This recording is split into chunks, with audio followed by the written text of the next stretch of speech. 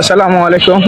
আমার আত্মীয় স্বজন যারা যেখান থেকে লাইভটা দেখছেন দয়া করে শেয়ার করবেন।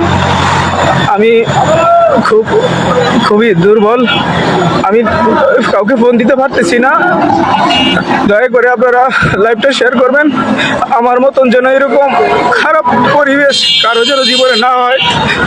আমি আজ আমার স্ত্রীর দ্বারা এই অবস্থা, যে ভালোবেসে বিয়ে করেছিলাম, এক এক করে এতটা বছর 10টা বছর পার করেছি। ওর যন্ত্রণা সবসময় ভালো কথা বললেও আমার জীবনে খারাপ বিষয় নেই, সব কিছু হাসি মুখে সহ্য করেছি।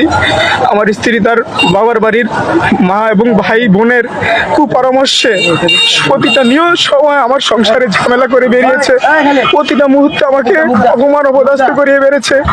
আজ ফাইনালি সে আমাকে কেয়ার করেছে, সেটা আমি আর মুখে আর বলবো না। আপনারা দেখেন, হয়তো আমি আর বাঁচবো না। আমার এর আগেও এরকম একবার আমাকে করেছে, তখন অনেক ব্লাড গিয়েছে, আমি অনেক অসুস্থ হয়েছিলাম। আল্লাহ তাআলা আমাকে সুস্থ করার পর এখন আবারও সেম অবস্থা।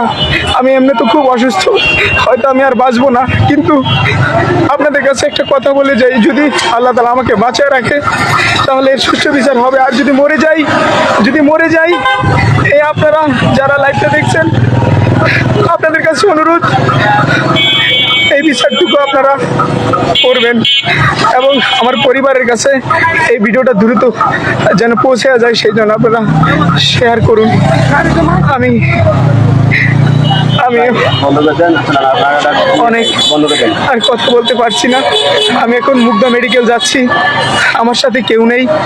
আমার ফ্রেন্ড সার্কেল যদি কেউ ভিডিওটা দেখে থাকেন, যদি মনে চায় মুগদা মেডিকেল কলেজে আসবেন। আমি জানি না আমার কি হবে এখন। আল্লাহ হাফেজ।